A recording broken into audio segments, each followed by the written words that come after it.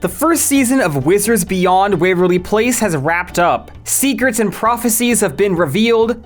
An ominous villain from the original series has made their grand return, sort of. And Selena Gomez has shown up again for a grand total of 2 episodes. You're gonna see a lot. She's in multiple episodes. I don't know why people keep saying she's in one. I recently made a video recapping the first handful of episodes after they dropped on Disney+, and my thoughts on the series were really quite positive. Now the only question is if the series was able to stick the landing through its full 21 episode run. I'm gonna be picking up right where that video left off. If you want my full lore analysis of everything in those early episodes, you might want to check that out. But I'll give you little spurts of relevant recaps and context as this video proceeds. The original series is so entertaining to me because of its constantly expanding and wildly contradictory mythology. And the new show continues its trend of outright ignoring it and breaking it down even further. Quick message for regular viewers, my Pair of Kings retrospective is complete and it's up on Patreon. I cannot post it on YouTube right now for really cringe and inconvenient reasons I discuss at the very end of this video. Back to Wizards. So, for the uninitiated, Wizards Beyond Waverly Place follows an adult Justin Russo, who is no longer the headmaster of WizTech as he was at the end of the series.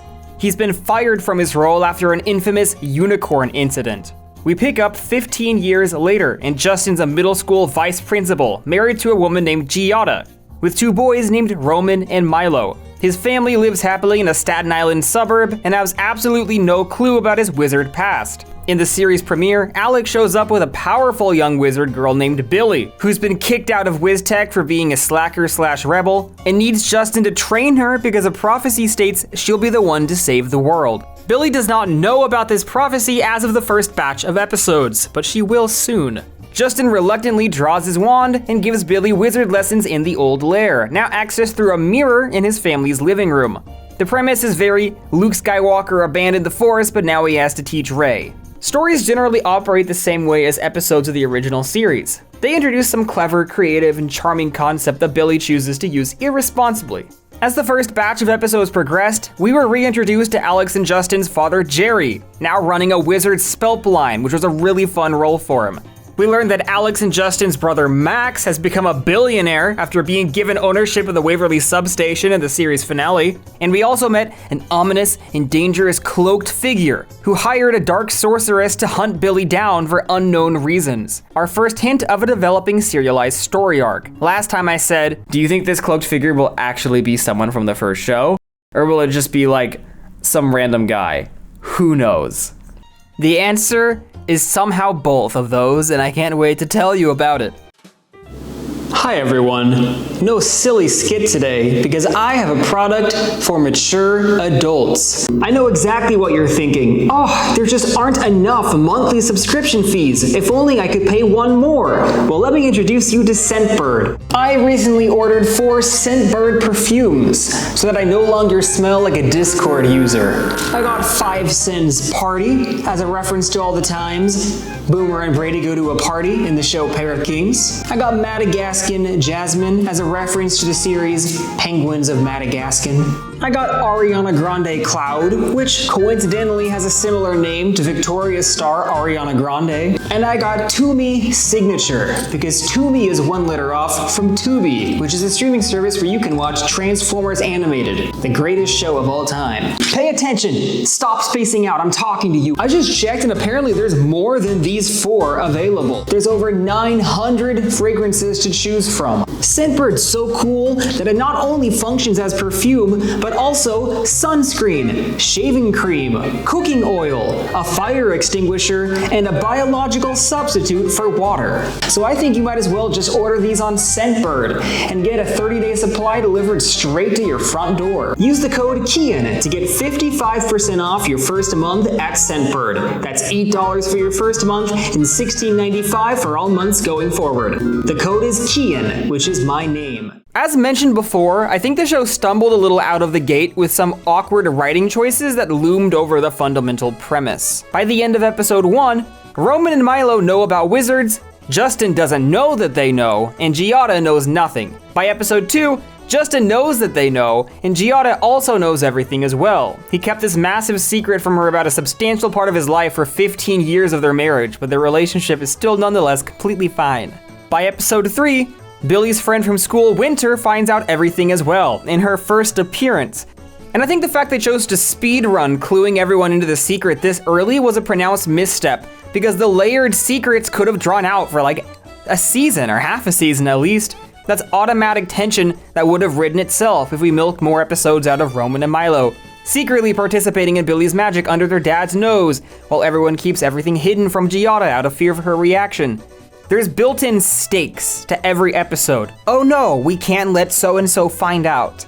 In the first series, there was value in having Harper in the main cast. She was totally in the dark, which allowed the wizards are secret from the world tension to be in the forefront of every episode as Alex tried to hide her mischief from Harper. It wasn't until a third of the way through the second season when Harper finally got clued in, which was great for her character in the long run and allowed her to be more involved in the story. But it felt earned and they took their time with it, which I think they should have done here. And if you're wondering why I'm drawing such a direct comparison between Harper and Winter, it's because the show itself is. The main cast of 6 is filling the exact same roles as the original cast of 6. Justin's a former wizard dad who's ignorant to his kids' magic antics. He's married to a tough, hot-headed wife. There's 3 kids, a rebellious teenage girl, a rule-following teenage boy who sees through her antics, and a quirky elementary school little brother who lives in his own world. And then there's a happy-go-lucky, loyal friend who the teenage girl isn't always nice to. The show draws direct comparisons between Roman and Justin. How does that sound? Like I'm hanging out with your dad. Yeah, he is fun, isn't he?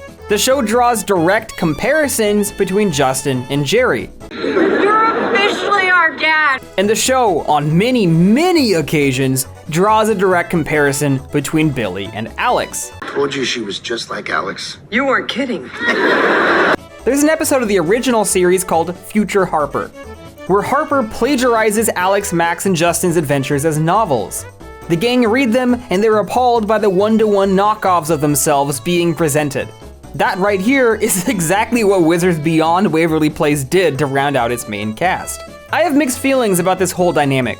On one hand, the lack of originality in the ensemble is a little annoying, but on the other hand, if it ain't broke, don't fix it. It worked for 4 seasons, and it continues to work really well now. The show does try to mix things up. For starters, the biggest change is that Milo and Roman don't have powers. There's an offhanded mention that magic skipped a generation, which is so bizarre as a concept as far as the franchise mythology goes. Does that mean Roman and Milo's kids could have powers? That's absolutely what that means, right? How could they train their kids to be wizards if they were never wizards? A big difference in the structure between this series and the original is that the dad character is either very involved in the A-plot or has a dedicated B-plot, because David Henry is positioned as a draw to this series. The show, presumably in an effort to distinguish itself from the original, has its 2 boy characters incapable of doing magic, as we talked about, and meanwhile, Justin can do magic while Jerry wasn't able to. And while I appreciate this at least minor variation of the formula, I also think these changes are for the worse.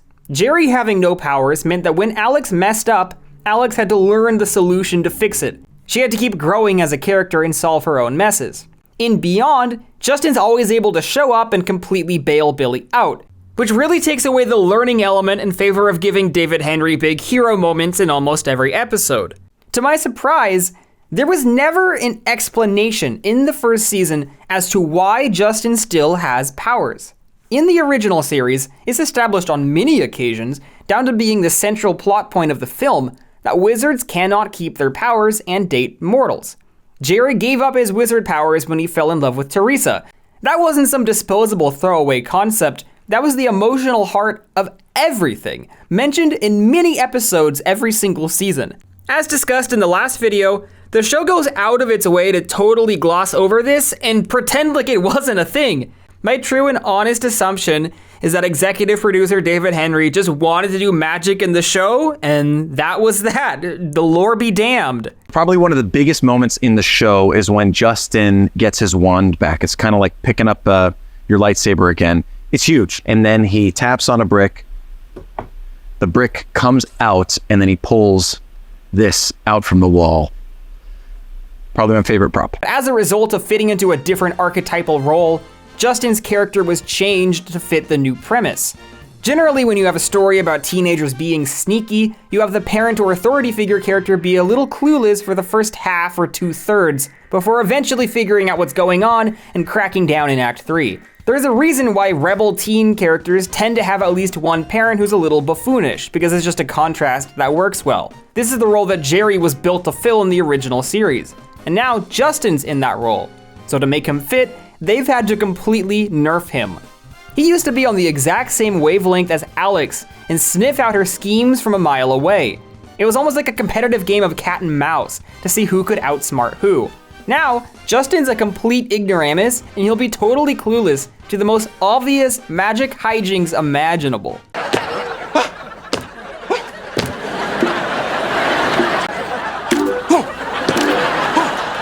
What is happening to me? It's like someone else is in control of my body. And for the record, in this episode I'm showing clips from, he never even catches on to them at all. He's just like, wow, I can't believe my body is doing this. And despite having grown up in a world of magic for the past 35 years of his life, doesn't even have the idea this could be magic related. It's understandable, and it was probably the right call though, because if Justin sees through his kid's antics from the first second, there's no show. It's just a strange characterization casualty that was necessary in order for this revised story engine to function. Beyond Waverly Place is also a show that's very aware of pop culture in a way that I don't think the original necessarily was. All of its characters are referencing pop culture a lot. And I think that feels out of character for Justin. Like, for example, I cannot imagine he would have strong opinions about NSYNC. I would have killed to have NSYNC play. Didn't have to be all of them, just Chris. He's my favorite too. Chris over JD, you two deserve each other. To the point of the boys not having magic. Justin, as a character, is very rigorous in his conviction to only use magic responsibly, which means that Billy's magic is really the only driver of conflict in the show. In the original series, you had 3 kids casting spells, and between them, you'd have a magic A plot and a magic B plot. In this series, Billy leads the magic A plot, and the B plot is usually very mundane and suburban. Crazy magic A plot! Meanwhile, Giada and Winner watch Real or Cake TV shows and try to make a cake. Crazy magic A plot! Meanwhile, Justin takes Roman and Milo on a boys' night to the car wash. Crazy magic A plot! Meanwhile, Justin and Giada are trying to prove they're the cooler parent by taking Milo to a scary movie. Crazy magic A plot! Meanwhile, Justin and Giada sort through junk in the garage. We can't get rid of this. Milo's 3rd grade science quiz? The side stories, the B plots, are always vastly less compelling. There's a reason you almost never saw Jerry and Teresa leading subplots in the original show. They played backup to Alex, Justin, and Max's shenanigans. It's a very strange, lopsided viewing experience where I'm impatiently waiting for the B plot to end every time so we can get back to what Billy's doing with magic in the A story. I think the show puts in more effort overall to make sure its entire ensemble is connected to each other. Some characters pair more naturally together than others, which is why in the original series, I don't think there was a single example of a Justin and Teresa story, for example. Harper and Max didn't get paired together for a plot until season 4, if I'm not mistaken. But here, there's a storyline pairing every single cast member with each other throughout the first season. Why don't we hang out more? I think they keep us apart on purpose. And this is a good example of the series breaking free from its original formula, because the idea of a Teresa and Harper subplot is basically unimaginable. Billy's dynamic with Roman, especially in the back half of the season, is able to distinguish itself from Alex and Justin's relationship. Justin always had a leg up on Alex as her older brother. He could also use his magic to combat whatever Alex is doing, or just tattle to their dad if that fails. That 3-pronged approach put him in the driver's seat of their power dynamic. Here, Roman doesn't have that going for him. He and Billy are the same age, they aren't actually siblings, so he can't tattle to dad, and Roman doesn't have magic. Billy has complete control of their dynamic most of the time, but I'd say they feel like true equals in overall execution because Roman's able to think his way out of Billy's messes. Throughout the season, Roman becomes absolutely fascinated by magic and starts using it mischievously in his own ways, particularly to spend time with his pixie girlfriend Iggy. Rather than being a thorn in Billy's side like Justin was to Alex, Roman and Billy evolved to be partners in crime, and he tags along with her antics and hijinks a lot. Of the 6, I think the only newbie I prefer over the original iteration is Max Matenko as Milo. This is a funny kid, and I think he hits some of these beats better than Jake Austen did in the original run. Whoa! I think the game made our room into a music room. What was your first clue? The piano? I was being sarcastic. And I was ignoring it because I'm the better person. In the original series, due to Max trailing grades behind his siblings, he doesn't get to participate in any school-based stories in the first season. Beyond Waverly Place has a really clever solution to get around this, which is that Milo has acquired a fake ID to Roman and Billy's middle school through dubious means. Also, if this show does the 1 season equals 1 school year approach the first one did, that should allow Milo to join Billy and Roman in middle school in the second season, as he'll come in as a 6th grader. He's currently 10. The show's peppered with all kinds of nostalgic references to the original series, which is how I justify watching this show made for 8-year-olds. And I want to run you through one episode in particular which really impressed me. Through the first batch of episodes, I was questioning something about the lair. Does the original opening through the sub shop's freezer still function? To my pleasant surprise, there was an entire episode dedicated to this question.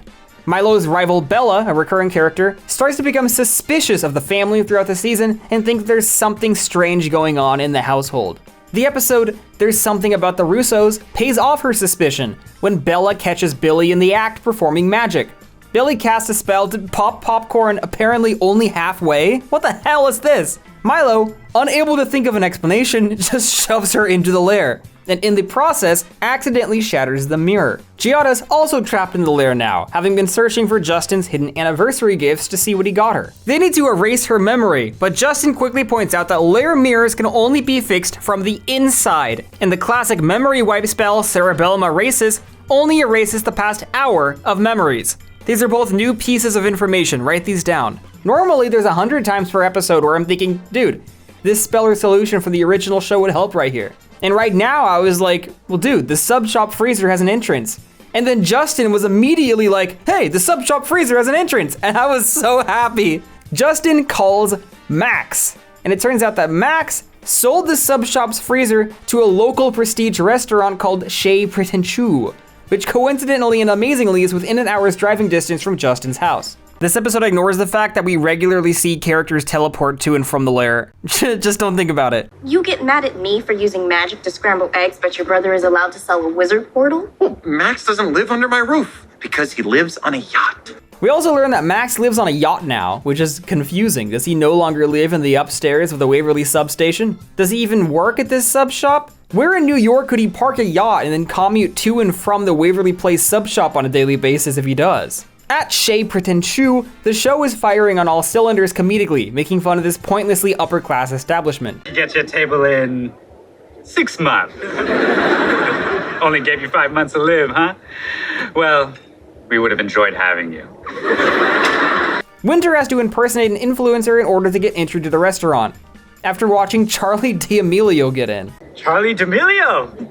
No reservation necessary, we'll show you right to your table. Back in my day, Disney would always reference celebrities, and it felt a lot like the writers were hoping said celebrities would acknowledge them and then guest star in turn. It did tend to happen a lot. Beyond Waverly Place keeps referencing TikTok stars and it throws me off. Get rid of D'Amelio. Oh, come on, JoJo Siwa, it's obviously cake. Oh, come on, JoJo Siwa, it's obviously cake. Is this just our culture now? Is JoJo Siwa the next generation's Beyonce? There's a moment where Billy makes fun of Justin for having DVDs in his mind. Of course your dad keeps his memories on DVD. Is the joke here that DVDs are old-fashioned and boring compared to digital streaming media? I'm still young enough that I can wade through the water and keep up with Gen Alpha, but I'm fighting for my life. It's not fair. That Battle Boats tourney of 2022 was pretty, as we used to say in 2022, lit. In the lair, Bella gets grabbed by an octopus tentacle that emerges from the sarcophagus. But in the original show, season 2, episode 1, Smarty Pants, we saw the inside of the sarcophagus and it was just a storage compartment for magic clothing. I hope someone gets fired for making this unprofessional mistake and contradicting the original show. Back at the restaurant, Justin and Billy cannot get to the vault because everyone's filming them due to Winter's 30 million made-up followers. Hey, here's a bright idea. Why don't you use Cerebellum Erases on this crowd of people if they do see anything? Dumbasses. But don't drink the water, it's $75 a glass. The show has a solution here that makes absolutely no sense, and it feels so classic, so authentic to Wizards of Waverly Place. Billy knocks a waiter's plate out of her hand and spills food everywhere. Then she turns her and Justin into food that got picked up and placed on the plates. And we're supposed to believe that no one caught that on camera. No one noticed them suddenly disappear in a flash and become pieces of lettuce. Sadly, we don't get to see them open the freezer and enter the lair.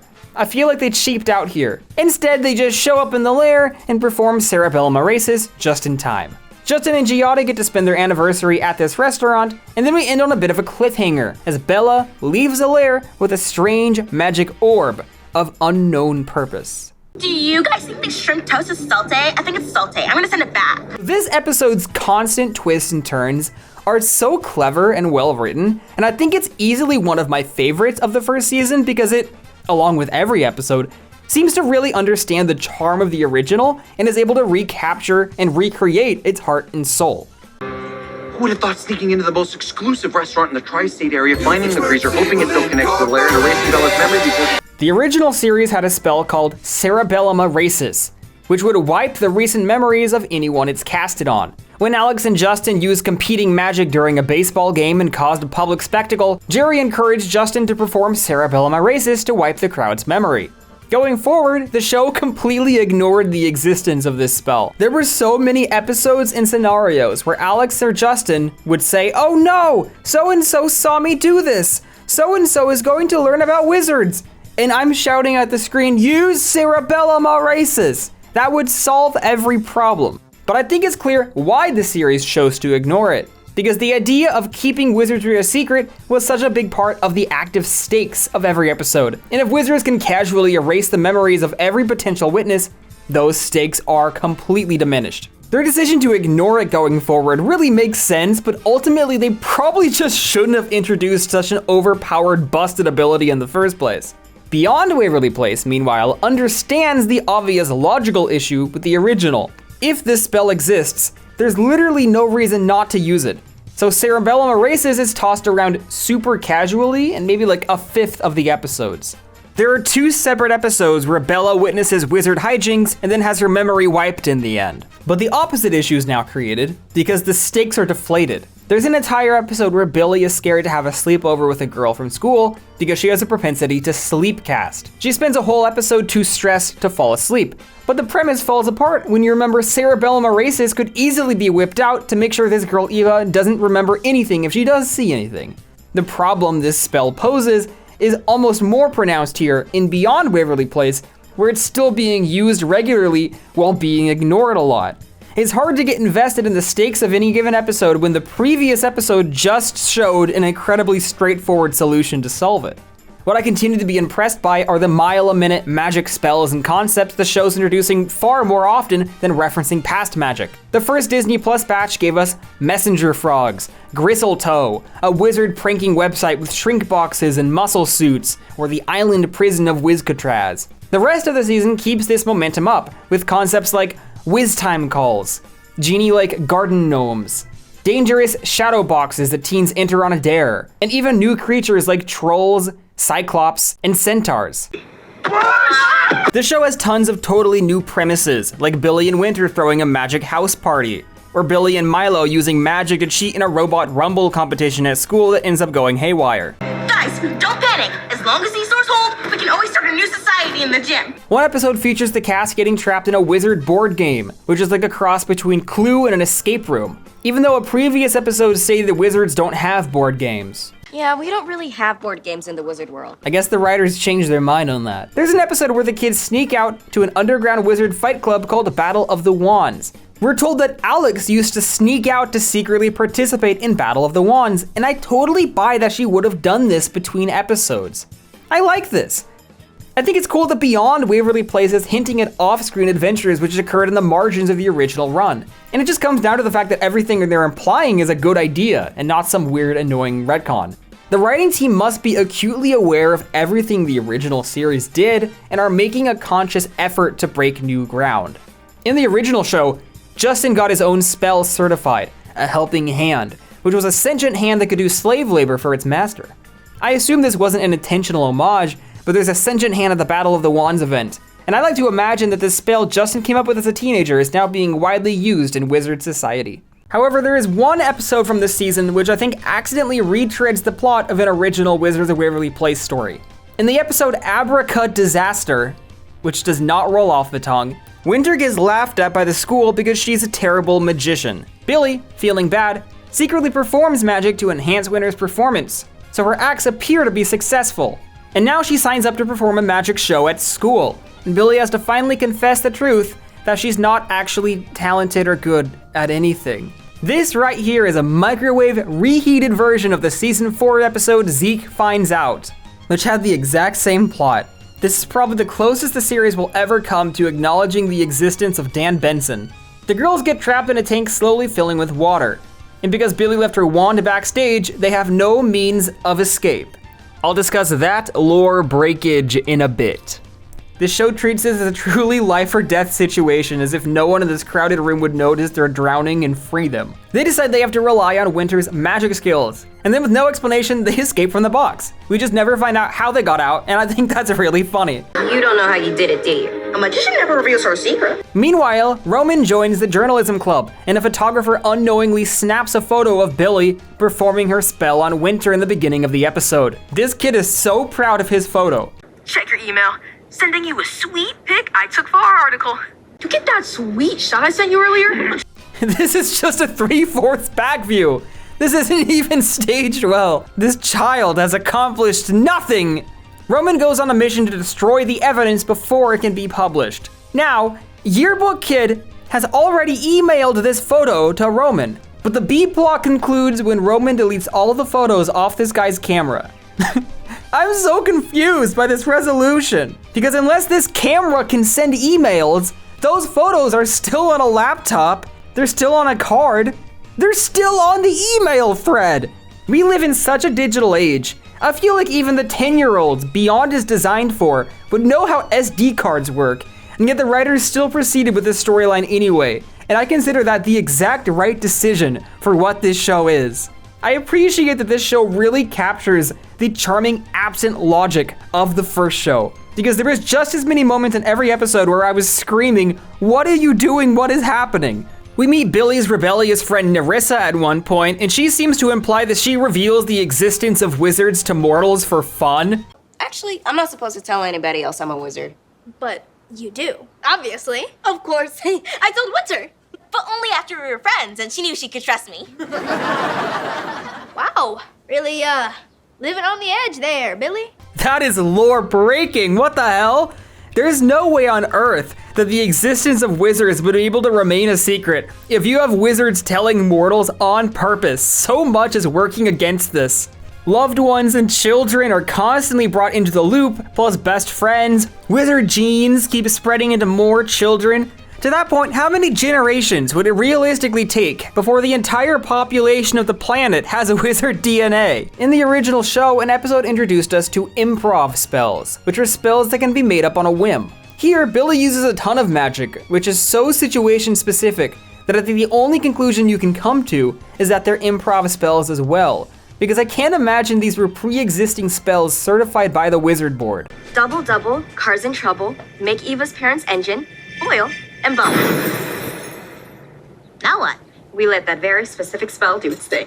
A strange anomaly about this series is that magic is exclusively cast with wands, as opposed to the original show where Alex and Justin regularly used their hands. I don't know why this got phased out. This time around, whole conflicts and crisis moments revolve around the panic of Billy not having her wand, and therefore being unable to perform magic. Billy, can you just do a spell and get us out of this? Yes, sure. Would one of you mind grabbing my wand? I don't want to let go. Yeah, neither do I. In the aforementioned episode where Billy is sleep casting uncontrollably, I was sitting here thinking, just take the wand out of her hand, since that's apparently the show's rules. But it's not until 5 minutes later that Justin says, Try to take her wand. How about it? Yeah, that's not gonna work.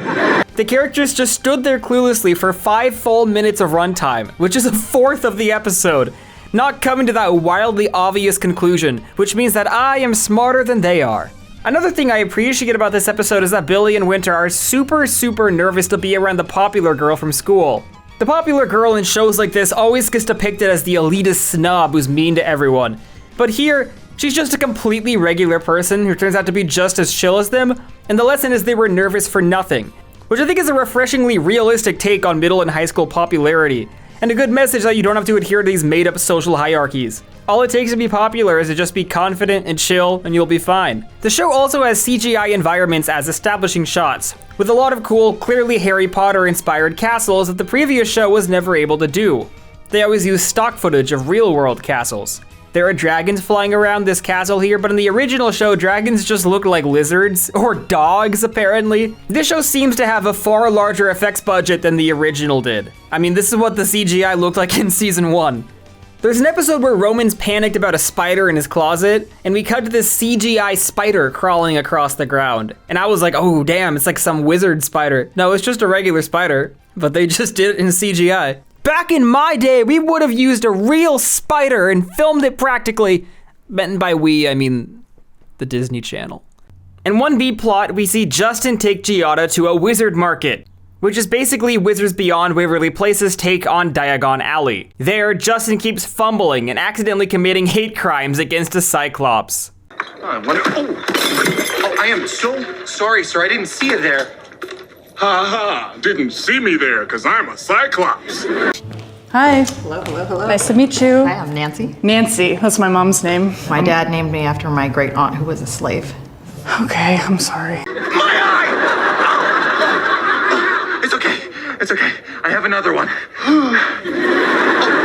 No. That was not a joke about your one eye. I know we're at a wizard market, but you, sir, are a monster. Justin feels extremely bad about this random stranger not liking him, and so when Giada accidentally turns into a troll, long story, Justin decides to take advantage of the controversial race relations between Cyclops and troll kind by sending her in to scare him, so Justin can protect the Cyclops from this fake threat he made up. But the Cyclops eventually catches on and declares that he will hold a grudge, which just might come into play later in this season. Stay tuned. Giada also claims to have been born on Black Friday, so if the show ever has a Thanksgiving or Giada birthday episode, we'll have to hold them to this and ensure continuity was maintained. Speaking of Giada, early in the show, it's established that she's a reporter. In episode 2, she uses her investigative journalism skills to deduce that something's off about Billy. We see her do a report for about 20 seconds in episode 7, and then there's only 2 other episodes where she even mentions being a reporter. Keeping Giada in the dark to wizardry for a while longer was the most obvious direction to take the season, and it's shocking that they didn't do it. Because they didn't, the fact that Giada's a reporter is almost impossible to work with narratively. This show is about wizards doing wizard antics. Wizard antics are secret. Giada will never be able to report on the main events happening in any given episode, thus this aspect of her character is incredibly difficult to integrate into the storytelling. Contrast this with Lab Rats, where Tasha, the mom, was a reporter.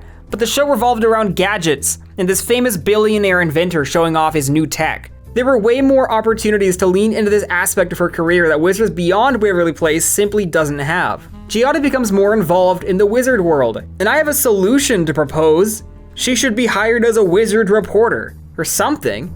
Then she can actually follow the kids around. Maybe Billy causes some crazy public disturbance and Giada's reporting on it live, trying to track down the source of it. Oh no, it's Giada, hide! The fact that Giada isn't actually Billy's mother means she can't really discipline her, which was always Teresa's role in the original series. Giada, as a character, really feels like she's lacking a purpose in this show. And I think giving her a profession that's related to the magic hijinks unfolding would be the best solution to let her character feel more involved in the action.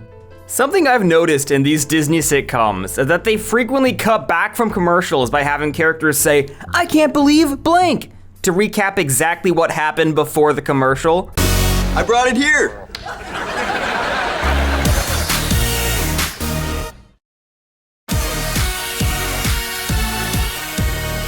I can't believe you stole a llama and brought it here. It's one of the most comically and brilliantly lazy scams I've ever witnessed, and Beyond Waverly Place is absolutely no stranger to this. I can't believe you're staying. I can't believe Dad's a wizard! I can't believe you'd keep this a secret from me. Man, I can't believe Justin took my wand away just because I said magic is fun. I can't believe I'm actually using this baby spell! I can't believe your float beat caught her middle and all you had was a wagon full of badger parts. I can't believe you went surfing. I can't believe I missed McFigglehorn at the airport. I can't believe I was gonna pick you up from the airport. I can't believe you hustled us. I can't believe they fired you for an honest mistake. I can't believe you all snuck out into the wizard world. I can't believe you broke the mirror. I can't believe I thought you guys were magical or something. I can't believe I went so crazy about this anniversary. I can't believe my first Russo family game night is also gonna be my last. I can't believe you guys did this for me. I can't believe this. I was gonna give up on magic, and now I'm in the show. Can't believe a trick I just learned today didn't work. I can't believe I watched all those how to do magic videos for nothing. I can't believe you got us out of that tank. I can't believe it. I did it. I can't believe it. I've had a break in over 100 years. I can't believe I'll never know what that prophecy says about me. I can't believe you're so chill about the apocalypse. I can't believe you did it. Something distracting about this show is that Alex is name dropped in almost every single episode. Alex used to compete against him in Battle of the Wands. But with Alex, she had to learn by doing. I wonder what Alex got me. Send a message to Alex. Hey, Alex. Look, Alex sent me with a message. I remember Alex saying that. When Selena Gomez isn't on screen, the other characters should be asking, where's Selena Gomez? Maybe you're more like Alex than you thought. Fine, Alex told me. Alex is so cool. I have to warn Alex about Alistair. You got Alex. I got Alex. Yeah, it's just Alex. Now I wish it was Alex. It's like the show's trying to create the impression she's more important to the narrative than she actually is. Just got a text from Alex. I'll send this to Alex. She was just like Alex. You're Alex Russo's brother, but it's more fun to call you Alex Russo's brother. If Alex didn't destroy this place, I think you're okay. If Alex Russo's brother trained you, Like, she's in 2 episodes and they marketed the entire thing on Selena Gomez's involvement. What was it like growing up with Alex Russo? Was it as fun as I imagined it would be? Well, Alex, if you're not supposed to tell me, maybe you shouldn't tell me. But with Alex, mistakes were lessons. Your sister is away on a mission. Alex Russo's brother is a great teacher. These people are absolutely obsessed with me. Throughout the season, Roman develops a crush on a pixie named Iggy. Even when she's not in the episode, a lot of time is dedicated to his excitement over the mutual feelings. Roman, we know you were on a date. Yeah, I was. We held hands. I just spent a long time watching Pair of Kings, where the central romance, in true Disney XD fashion, is Brady harasses his girl and ignores her when she tells him not to, and the show depicts that as cute, charming, and funny. It's just absolutely deplorable incel behavior depicted as completely normal to the show's audience of young, impressionable children. So Roman and Iggy is a really nice breath of fresh air in that regard because they're just normal, sweet, and healthy, if a little underdeveloped. I don't know how it works in the wizard world, but us mortals, we have these devices that we can use to keep in touch. Want me to put my number in your phone? Yes, please. Iggy kind of falls off the face of the season in the last third. We completely stop hearing about her, and I've seen a lot of these shows, so it's a complete coin flip as to whether she continues being his crush in the second season, or if she's literally never mentioned again and Roman just starts dating someone else. I learned on the Wikia that this season has a connection to the broader Disney Channel universe. The store Price Co. shows up, and that's apparently from the one-season 2023 show Saturdays, which had a crossover with Raven's Home, which was a follow-up to That's So Raven. Unfortunately, that really doesn't give us any new information, since we already knew That's So Raven was connected to this universe through the old Disney Channel crossovers. And as mentioned before, Selena Gomez gets name-dropped as a real person here, which means that in this universe, there are 5 identical-looking women named Gwen from Sweet Life of Zack and Cody, Michaela from Hannah Montana, Alexa from the Arwen pilot, Alex from Wizards of Waverly Place, and Selena Gomez. While a lot of episodes reference each other, only a handful are actually the quote-unquote keystone episodes that progress the overarching story. The finale of the first batch was called Wiz-Taken Identity, which saw Billy struggling to study for her Wiz term. Sensing that Roman is a nerd/loser who loves studying, she uses a device called a power glass to give Roman her powers until the sand falls down so he can take the test for her, only to realize once it's too late that this maneuver was completely illegal and she'll go to jail forever. Minister McFigglehorn from the Ministry of Education arrives to administer her test. Roman shakily performs the magic. But when a second McFigglehorn arrives, we get an absolutely insane left field plot twist.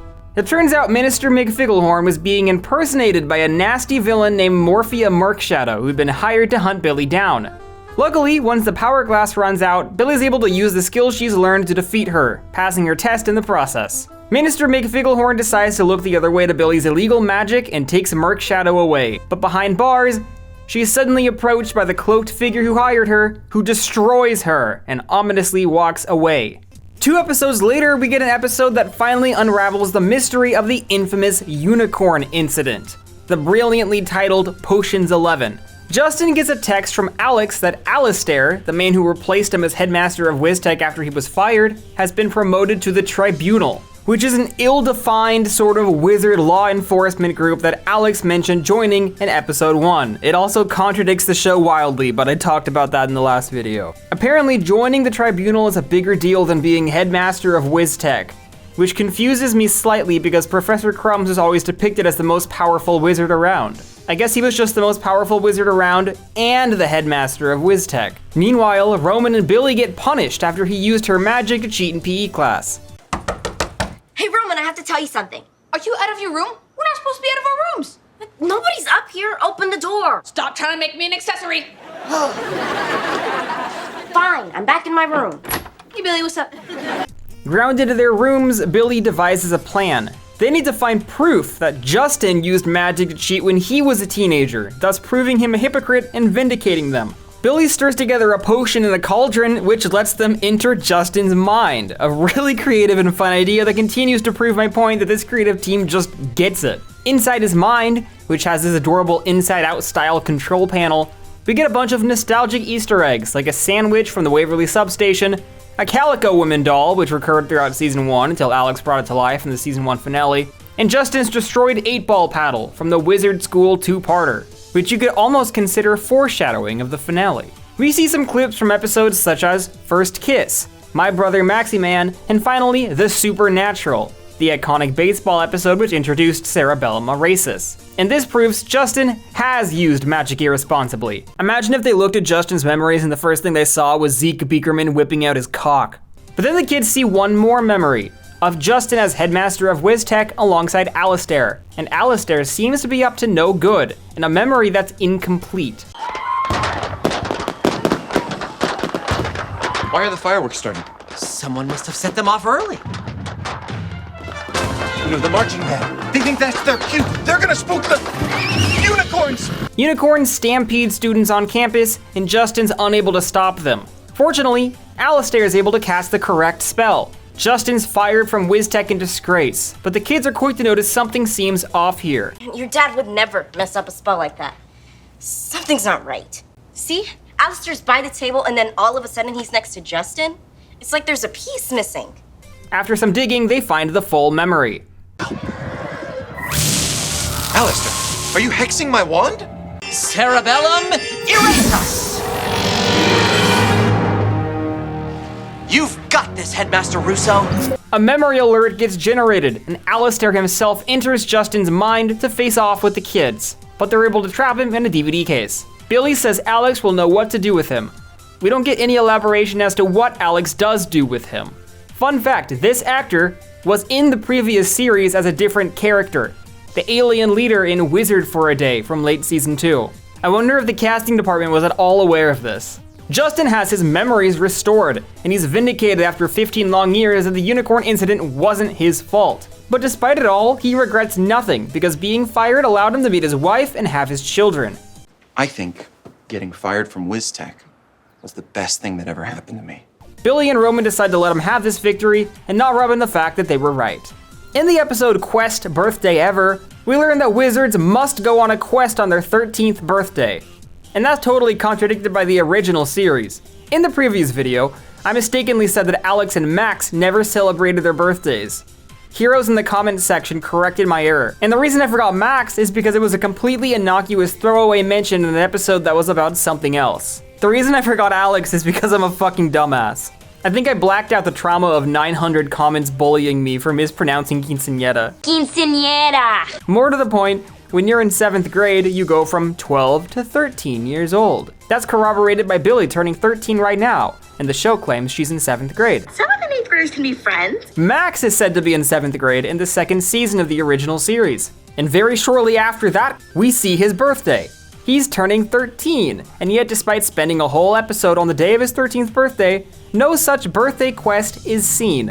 Justin has prepared a very quaint, simple quest to the library for Billy, and sneaks an envelope under her door. But as soon as he leaves, the evil cloaked figure emerges from the mirror, destroys Justin's envelope, and leaves a treasure chest on Billy's bed. Billy, under the impression that this is her quest, is taken to an ominous cave alongside Roman and Milo. The brothers are into video games in this episode, and they use their knowledge of platforming to guide Billy through all the treacherous obstacles. Throughout the show, Roman and Milo are seen playing what is clearly a Nintendo Switch entertainment system. Only there's no logo on the back, and they exclusively refer to it as a console. That was so cool how you sacrificed your console like that. The boys are obsessed with a Super Mario Bros. Stand-in called Super Giuseppe Brothers. But we're playing Super Giuseppe Brothers. Yeah, it's taken us a month to get to Wowzer's Mansion. We are not leaving this couch until we say Princess Papaya. Billy uses some sort of variation of the levitation spell from the original series. Levitatus Milo. Levitatus Beatus. Here she just says Milo's name, which is not Latin. The trio find their way to a strange, protected amulet. But Justin eventually figures out something's wrong and rushes to save them. The family has no clue what the box is, but Billy secretly grabbed a hold of the amulet and now she hides it in her dresser drawer. Do you think this will be important later? I'm giving you 5 seconds to guess. 5? Yes, obviously it will. Also in this episode, I found an editing error because there's just a single black frame between establishing shots.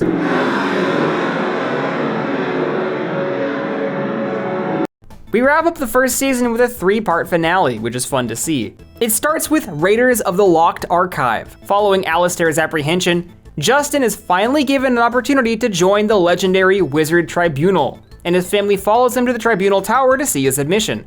Sorry, I got held up at the Hex-ray machine. Apparently, somebody put 6 hexes on me. Security slacking. I put 7 on you. The kids also take this as an opportunity to learn more about the amulet, and they sneak into a locked archive and evade the security guard. Meanwhile, all of Justin's ops from the season, a centaur, a gnome, and the Cyclops, show up as character witnesses to prevent him from being admitted. The Cyclops basically shows up to the tribunal and says, "This man committed multiple racially motivated hate crimes against me." Do you have any idea how humiliating it is to have a meme about you go viral? But everything turns out to be okay, because Giada says, "I know Justin better than anyone, as I'm his wife, and thus I'm more qualified to be a character witness than this Cyclops who barely knows him at all." She gives the speech about how Justin's actually great, and the tribunal says, "Wow, that's so inspiring. Justin, you're a member." Like, yeah, no shit, his wife likes him. You don't know who my husband really is. The fact that the Wizarding Authority, the #1 governing body, ignored this Cyclops is crazy. Justin Russo is the best man I know. He leads with his heart, and he always does what's right. Apparently being appointed to the tribunal is a very similar experience to being appointed to the United States Supreme Court. Also the fact that Mick Figglehorn is on the tribunal and yet was willing to let Billy get off scot-free from using the power glass is insane. We culminate with Justin saving the kids from a rogue guard attempting to send them to the realm of no return. Billy finally learns about the prophecy alluded to in the first episode, which includes a clear image of her and says, "As the prophecy foretells, wand in hand, a powerful girl. She is the one who will end the world." Bomb, bomb, bomb. Also, Roman is just as obsessed with the lore as I am. Did you know that Gandrick Belfry introduced Amendment 32124 in this very hall? That's how Wizards got forever stamps! This season's penultimate episode is called When You Wish Upon a Squonk, and it sees the long-awaited return of Teresa Russo alongside Jerry, who was in Batch 1. Strange magic starts happening around Staten Island, including a blizzard in May. And Justin, acting on behalf of the tribunal, is tasked with getting to the bottom of it. Is he still a middle school principal, by the way? Is he on the tribunal part-time? 2 jobs and 3 children sounds insane. Billy feels extremely concerned that she's not in control of her magic and is somehow unknowingly responsible for all of this. Jerry and Teresa have shown up to congratulate Justin for getting onto the tribunal, and they're just kind of here. Jerry in particular doesn't even factor into the plot. This is your moment, finally. I mean, I thought your moment was when you were going to win the Family Wizard competition. Yeah, not my moment. And then I thought your moment was when you became headmaster at WizTech, but that was also not your moment. No, it was not. And then there was that time. Okay, I get it. What was the third thing gonna be? Right out of the gate, Teresa was written really strangely here. She did not feel like the same character. That was just the scream Abuelita makes when she sees her grandkids. Or when she wins bingo. Or when she sees a cute dog. Or when there's a sale on ground beef. What do you mean she's eagerly excited and squealy? That was not her character. She's always no nonsense. Now she's kind of just written as a generic grandma / generic mom character. She snores super loudly, which is a mom trope in TV. She cooks a huge meal for the kids. Those don't seem like things I ever saw Teresa do. There's an entire episode in the original show where she and Jerry decide to switch roles for the day, and she frantically struggles to make sandwiches in the kitchen. She's never been shown to have culinary abilities, yet here it's like her defining trait. This breakfast isn't even a Spanish dish or anything, it's just scrambled eggs. Teresa was so proud of her cultural heritage in so many episodes, and there's not an ounce of that on display here. Her arc is helping Giada adjust to her new life of a mortal and a family of wizards. We're mortals who married into wizard families. I know what you're going through. I wish we got to see Teresa reunite with Alex. What sucks about Alex barely being in the show is we probably won't get to see her interact with whatever characters show up in the next season, like Max or Harper or Mason, which is a bummer since the original series was told through her POV and she had relationships with every character. It'd be fun to see how those relationships developed, but it doesn't seem like the show's really taking that approach. It turns out that the magic is caused by Bella's magic orb, which is a squonk ball. It summons this bizarre wish-granting creature known as a squonk. He's called a creature despite clearly being a human being. He's also the only character in this show who can cast magic with his hands. Milo and Bella finally become friends in this episode as well, after hating each other through all the previous stories. The squonk runs around, turning Jerry and Winter into turtles, before the show kind of just cheats and gets rid of him with the laziest solution ever. I wish I could just forget all about the stupid squonk. Oh, man! You just said I wish? Fine, I'll go back in the ball and you'll forget everything. Ain't that a kick in the squonk?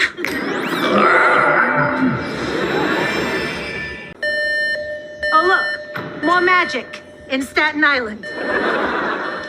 Oh my, people are being turned into turtles. The fact that the Wizard Tribunal can determine precisely which spell was just performed from an energy signature is a wild revelation. The lore keeps expanding. But Billy didn't get the memo that the magic wasn't her fault, and worried about her potential to destroy the world and endanger her family, decides to run away. She opens a portal and disappears, but not before Roman runs after her. Justin realizes that this old squonk ball belongs to Jerry and the whole situation is his fault, prompting him and Teresa to run away in a hurry. And that's the whole episode. There were like 4 separate plot lines. It was really unfocused. And Teresa and Jerry felt shoehorned in. It's like they were contractually obligated to give Maria Canales-Barrera and David DeLuise an episode, then realized near the end of the season, shit, we don't have any good ideas. And so they just shoved them into this season finale episode that would have breathed better without them in it. I don't think these writers had a handle on Teresa, and so maybe the show doesn't need to bring her back, but they're killing it with Jerry. David DeLuise fits into the series phenomenally as an amazing sidekick to Billy, and I really hope the show brings him back at least a couple times per season going forward. Ooh, can I help? I'm on vacation and I'm retired, so I got nothing to do. Sure, let's go. Yes! Something to do! Our season finale is called Nigh Is Now, which picks up with Roman and Billy in the wizard world while Justin and Alex try to track him down. Alex got a studio applause sound for her second time showing up and Teresa got nothing. Come on! Milo and Winter tell Justin about the prophecy, and Justin's confused because the prophecy isn't supposed to say destroy the world, it's supposed to say save the world. Alex and Justin head into the wizard world to search for Billy, and Alex whips out Justin's full name. Justin Vincenzo Pepe Russo, you take that back. I hate to break it, but Selena's kind of sauceless this time. I think because the episode is taking itself so seriously and there's barely opportunities for Alex to be wisecracking, which is obviously the main appeal of her character. I can't. I've already put Justin and his family in too much danger. I can do this on my own. Like, don't get me wrong. She's a good serious actor too, but she's giving an Only Murders in the Building performance in a Disney Channel sitcom, and it really doesn't fit. The end result is that Alex is kind of just really boring the whole episode, and I think the character needs to be written into more comedic stories going forward to take advantage of Selena Gomez's strength. It's like when DuckTales only had Lin-Manuel Miranda a few times per season. They had to make his episodes count. Alex and Justin return home empty-handed, and Alex says something very sus. And now my nephew and Billy are out there. On Twitter, someone was like, huh? Then David Henry quote tweeted it and said, you're asking all the right questions, and pinned it to the top of his profile, where it's currently sitting. An executive producer completely spoiling an upcoming plot twist for clout is a new one. Welcome to Hollywood, baby. It's kind of funny because when the show was first coming out, literally everyone assumed by default that Billy was Alex's child. So it's really funny to me that this very transparent upcoming season 2 plot twist is just the most immediately obvious outcome that largely everyone guessed before the first episode even aired. The two of them discuss the amulet, and we get our first clue as to who is behind it. Someone is trying to free Dr. Evilini. Dr. Evilini? Dr. Evilini was a villain from a two-parter very early in the original series who tried to siphon Justin's power, before ultimately getting exposed by Alex. She also had an evil talking fish. Her backstory gets expanded on here, and apparently she tried to break free from Wizkatraz so many times after her capture that she was ultimately trapped in this amulet, guarded by booby traps in this magical cave. Roman and Billy take a wooer ride to the mountain fortress of Solitarius, following the amulet's pull, and they're confronted by the cloaked figure who's been showing up in countless episodes. After being stiff and stoic all the previous times he showed up, he actually has a casted actor now, so this time he's jarringly and comically animated. He reveals himself to be Silas Evilini, the son of Dr. Evilini, who's trying to free his mother. Apparently after 15 full years, he randomly decided one day, you know what, I should free her. He reveals that he made up the destroy the world part of the prophecy and planted it in the archive as a 4-dimensional chess move. Apparently knowing that Justin would get appointed to the tribunal, Billy would go looking for the source of the amulet in the archive, and then she would run away in an attempt to keep her family safe, ergo falling right into his trap. Good for him, I guess. I couldn't have predicted all that. He locks Billy in a power vacuum in an attempt to siphon her wizard energy to unlock the amulet. Meanwhile, Milo and Winter repurpose Roman's nondescript game console that is not related to Nintendo or its intellectual property into a tracking device to find Billy. We recalibrated the Wi-Fi receiver to capture the spectral harmonics of the crystal frequency in Billy's wand. This is treading dangerously close to a Metachlorian moment, but I'm going to allow it. Alex and Justin quickly rush out to rescue the kids in the nick of time, and they stop the amulet from freeing Dr. Evilini. We also hear reused audio of her laugh, and I'm sure Octavia Spencer got a nice royalty check. They return home, only to immediately find Silas has taken Giada and Milo hostage. Everyone stands side by side, and Billy declares that she is a Russo. But she's not a Russo! Yes, I am. Ray Skywalker. Winter accidentally hits Silas with a door, and he gets shoved into the power vacuum, which shoots a burst of strange energy at Roman and Milo.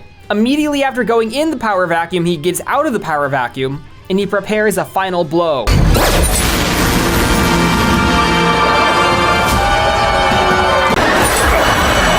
Silas is vanished into the amulet, reunited with his mom, and the family celebrates together. Justin says that whatever the Save the World prophecy is, they'll face it together. And that's our hook for the seasons going forward. Dr. Evilini being the main antagonist was like the ultimate Star-Lord who moment. She was really not important to the first show.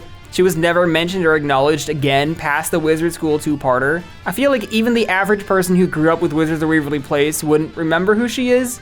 In my 14-hour analysis of the series, I only said her name 6 times. Now, if they had brought her back and had Octavia Spencer walk up on set, that would be cool. But to have her not even show up and make her this ominous off-screen threat, treating the reveal of her name as a big mic drop moment, feels really awkward given how insignificant this character was. Why not just reach out to Octavia Spencer? Or did they? Maybe she said no or something, and this son was a weird backup plan the showrunners had to pivot to. It's kind of just awkward and underwhelming in execution, but it's fine. The show doesn't offer an actual explanation as to why Roman and Milo suddenly have powers. It's hard to have a lore assessment without knowing what specifically happened. Minister Figglehorn arrives to deliver Roman and Milo their own wands, and after 5 seasons, we finally know how characters get wands. They're randomly assigned by the government. She also declares the following. Now that there are multiple wizards in your family, you're going to need to begin your training for the family wizard competition. So I could lose my powers? You are so losing your powers. In my original Wizards of Waverly Place video, I asked, how do half-siblings or mixed families work in the context of a family wizard competition? Now we're actually getting an explanation, which is cool. Billy's basically just adopted by Justin. Who the hell are her actual parents? I don't think it's ever explained, like obviously it's gonna be Alex, but as of now, who does Billy think her parents are? We'll probably find out later, but it hasn't come up. Roman and Milo having powers is gonna solve a lot of the show's problems going forward. It's gonna get rid of completely boring B-plots. And it probably should have just been like this from the beginning, even if I admire that they tried to do something 1% different. As Figglehorn takes the amulet, we learn that she's evil, or something. I don't know what this means, we'll find out in season 2. With an impending prophecy and a family wizard competition looming over the show's future, the first season of Wizards Beyond Waverly Place comes to a close.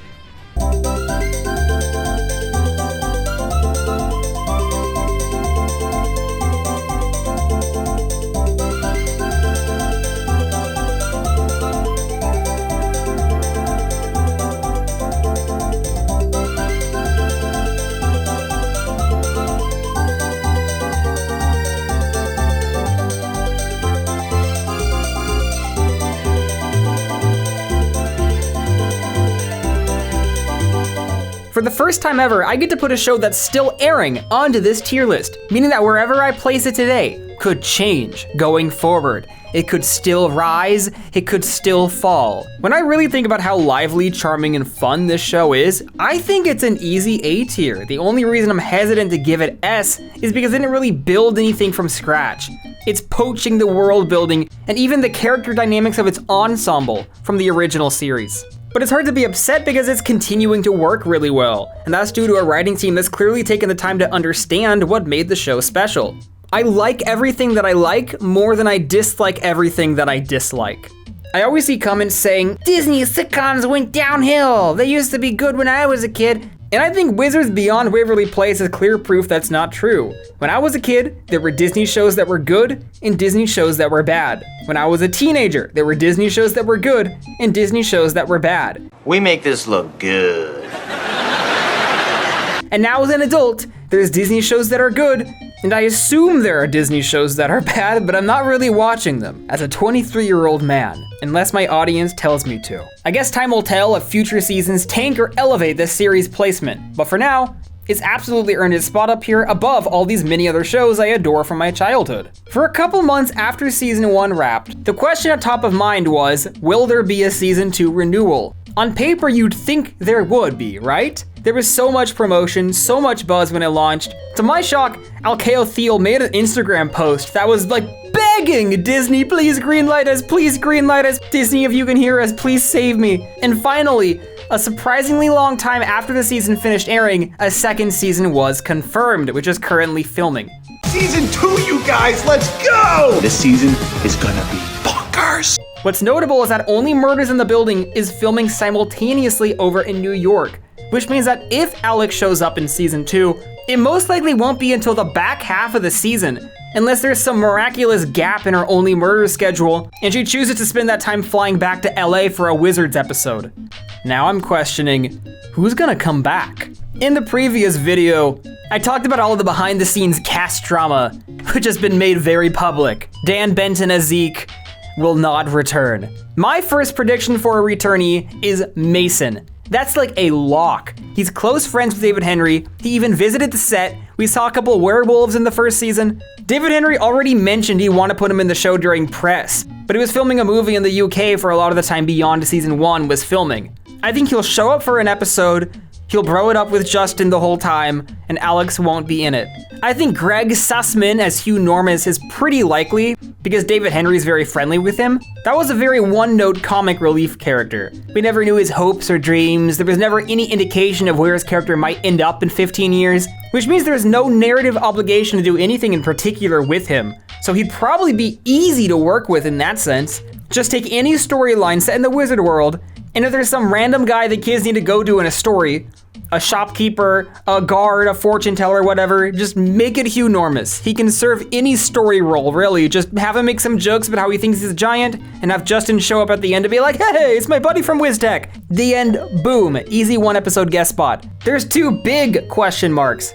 JT Austin as Max, and Jennifer Stone as Harper. Last year, JT Austin made an Instagram post saying, wow, can't wait to reunite with my Wizards family.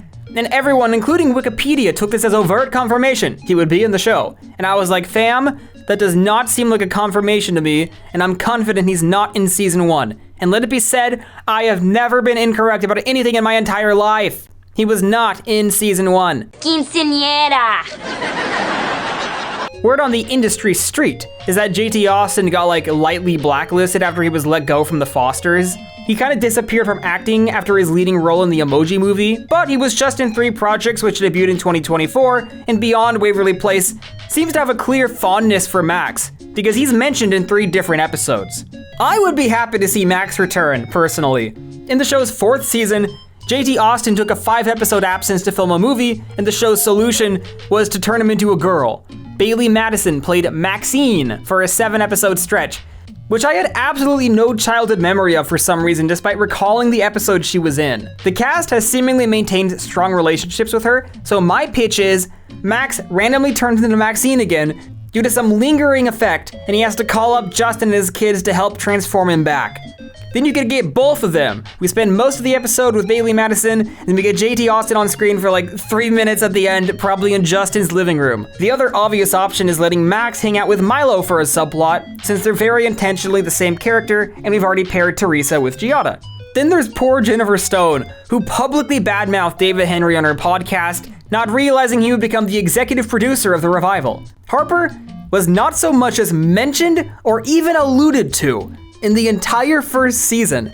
I would be so happy to see her. Fans would obviously be very happy to see her. The only question is, will David Henry be happy to see her? Or maybe he is down to let her come back, but she doesn't like him. We want everyone back, everyone back. If people are available and can come, we will take all of them. So yes, we want everyone back. If they do bring Harper back, I'm so serious. They have to start planting seeds for her to become her future self from season 2. If she shows up in the show, she needs to be an author. There was even a season 4 story in the original series where Harper started to become a writer. And to me, it felt like a very intentional planting of the seeds for her to end up as her future self. And now Beyond has a chance to water those seeds. Maybe she's writing a novel about Billy, Roman, and Milo's adventures, and Justin is like, hey, stop plagiarizing my kids. Could go hard. As a fan of the original show, my top pick by far for a character to come back, besides Max and Harper and Juliet, would be Stevie. She was Alex's bad girl friend who was trying to start a wizard revolution to overthrow the wizard government and abolish the family wizard competition, which she viewed as unfair. And the show treated her as a villain, but she was right! Every comment on my video was like, oh my god, Stevie was right! The show introducing a family wizard competition now would be the perfect opportunity to bring her into the fold. Picture this. The kids are sneaking around in the Wizard City Hall for some reason, and in some back room, they stumble upon Stevie as a statue and accidentally free her.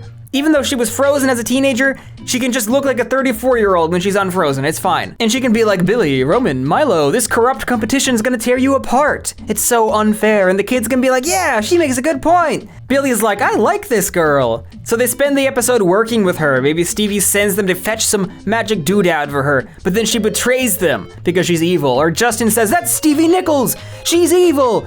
And then everyone has to team up to defeat her. And Justin runs into the last minute to bail the children out, and he has the hero moment himself instead of letting the children have the hero moments. Then Giada and Winter do something lame in the B-plot. Boom! Writes itself. The question is though, does the character of Stevie mean anything to David Henry? Because he didn't really share any scenes with her. The experience as a viewer is so different from the experience as an actor.